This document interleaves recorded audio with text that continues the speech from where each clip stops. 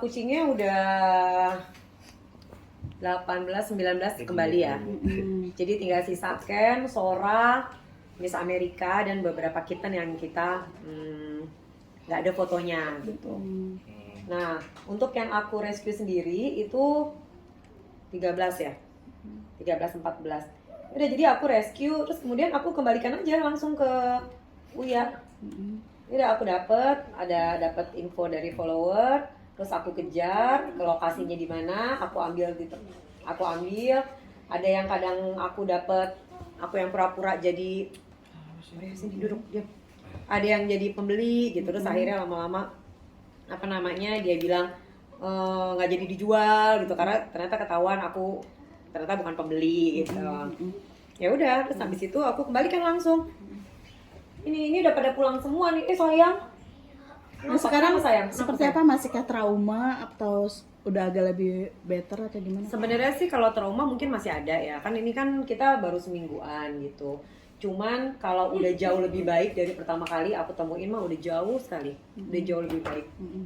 Nah, contohnya si Bro ini. Jangan. Nanti dia marah, cakar. Jangan. Kalau kondisi Blue sendiri gimana nih? Kakaknya lebih agresif atau gimana sih? Enggak, ini biru yang paling diam sebenarnya. Tuh, tapi dia mau main. Dia pengen main ini tuh, nyangkut. Dia pengen main ini. Sayang, ini tangannya nyangkut ini, nyangkut. Itu nyangkut. Tuh, nyangkut tuh. Dia tuh mau main sebenarnya. Nah, nyangkut. Nah, dia mau main. Terus Papi Uya tiap hari mengontrol dengan keadaan kontrol. Sehari 2, 3, 4 kali nelpon kondisinya gimana. Karena ada beberapa kan kemarin kayak misalnya contohnya Lily. Lily itu ada di Puskeswan, Lily sama Creamy. Itu masih ada 2. Itu 2 hari sekali pasti ditengokin. Gitu. Kalau yang lain kan karena aku yang rescue langsung dan kondisinya alhamdulillah sehat. Jadi aku langsung kembalikan ke kandang. Nah, kebetulan karena kondisinya itu kan belum ada kandang lamanya itu kan masih pada ini ya, masih pada rusak kan, belum kita renovasi. Jadi untuk sementara ini kita nyewa, ngontrak ada satu rumah khusus buat kucing-kucingnya. Ya di sekitaran dekat rumah sana lah kita kontrakin rumah untuk mereka. Biar mereka nyaman lagi. Ya, problematika kucing kan masih belum selesai nih. Kemarin sempat Sharina Munaf mendatangi Polres, ketemu Papi Uya gitu, tapi masih berkeluar di media sosial tapi tidak memberi statement ke media gitu. Masih merasa dirinya terpojoki. Ya itu sebenarnya itu saya malah gini ya, apa yang mereka bicarakan kalau saya lihatnya itu seperti diputar balik gitu. Jadi gini, jadi ini kita bicara saya dulu ya. Saya rescue kucing dan saya tahu kucing ini punya uya-kuya. Secara normalnya adalah saya nggak perlu tahu kucing itu mau jantan, mau betina, mau kurus, mau gemuk, mau apapun dengan kondisi apapun. Yang saya tahu adalah kucing itu punya uya-kuya. Nah, saya sebagai rescuer membantu, menyelamatkan, mengamankan dan memulangkan. Selesai. No drama, 13 kucing. Nah, pertanyaannya saya nih, beliau seperti itu merescue juga sama. Terus kemudian kita tidak boleh dikasih jalan untuk melihat, apalagi menjemput gitu sebelumnya. Padahal sudah ada komunikasi dan kita juga minta alamat untuk kirim makanan pun tidak digubris gitu ya. Itu pertanyaannya kami tuh cuman ya kenapa? Masalahnya tuh di mana? Gitu. Nah jadi ini yang drama nih siapa ini sebenarnya nih? Gitu. Kalau saya sih jujur aja, kebetulan memang saya bersahabat gitu.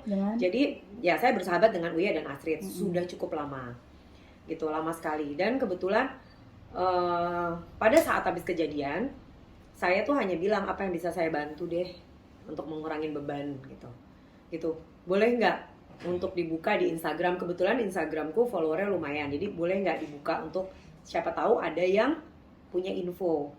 Hanya seperti itu aja. Oh ternyata ada gitu, ternyata infonya masuk jebret. Nah begitu info masuk, saya research, ternyata orangnya benar, ternyata memang ada betul, ada kucingnya, saya lihat fotonya, saya jemput langsung, saya sendiri jemput, saya bawa pulang, saya kembalikan. Besoknya dapat info lagi, saya jemput, jadi kayak misalnya kondisinya sakit, kondisinya kurus, kondisinya apa semua segala macam saya lihat, tapi itu kan bukan wewenang saya. Yang penting niat saya rescue dan saya kembalikan dulu. Nanti dari pihak mereka besokannya itu selalu mereka bawa ke dokter untuk medical check. Gitu. Karena kalau di saya tuh namanya ngebantu, ya udah ngebantu aja. Ambil, kembalikan, ambil, kembalikan. Nah, itu jadi kayaknya no drama ya. Maksudnya 13 kucing yang saya rescue sendiri. Malam-malam saya datang ke salah satu gang kecil gitu.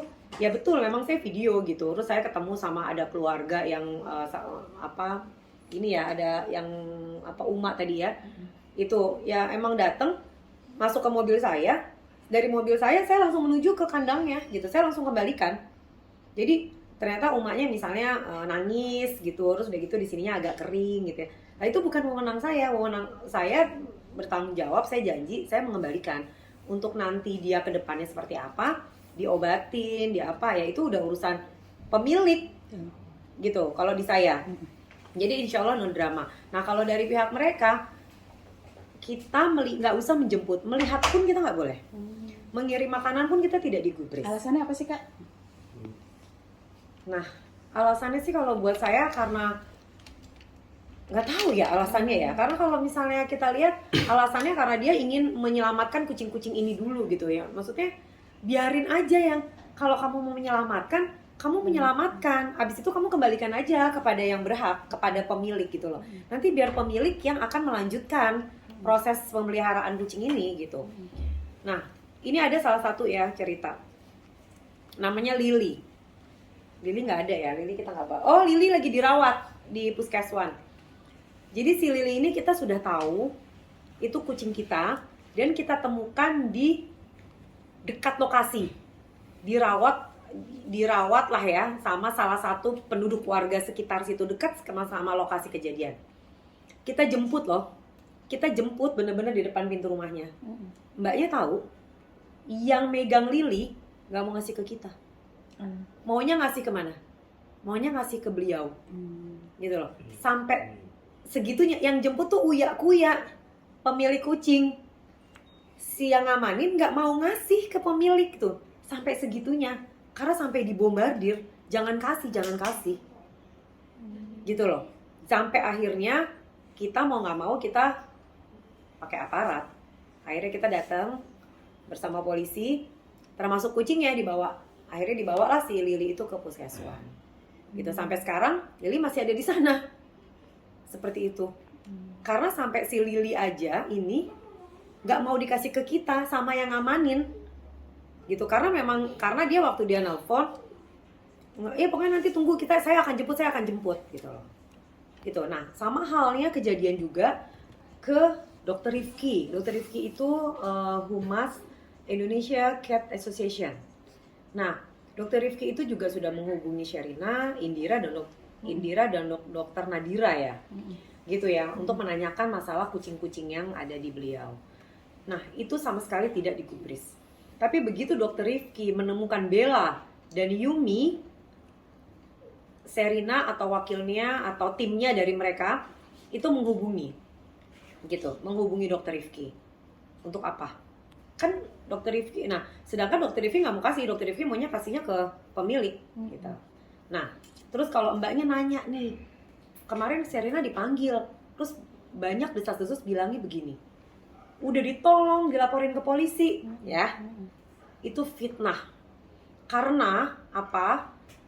Yang memanggil Sherina itu polisi dan tidak ada hubungannya dengan uya-kuya. Karena begini, ada salah satu penjara tertangkap. Penjara itu menjual kucing seharga 1,2 juta.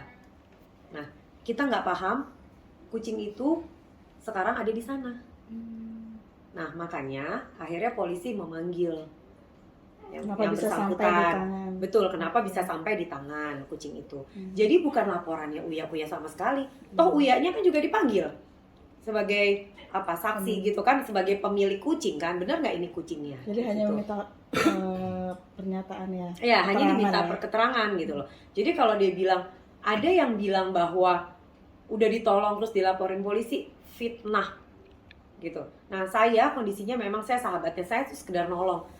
Jadi kalau dia bilang kayak mau cari pamor, mau cari donasi, mau cari apa, aduh mbak, mohon maaf aja, ini buang waktu loh. Kalau misalnya kayak banyak orang bilang, gila lo ngapain lo buang waktu gina gitu.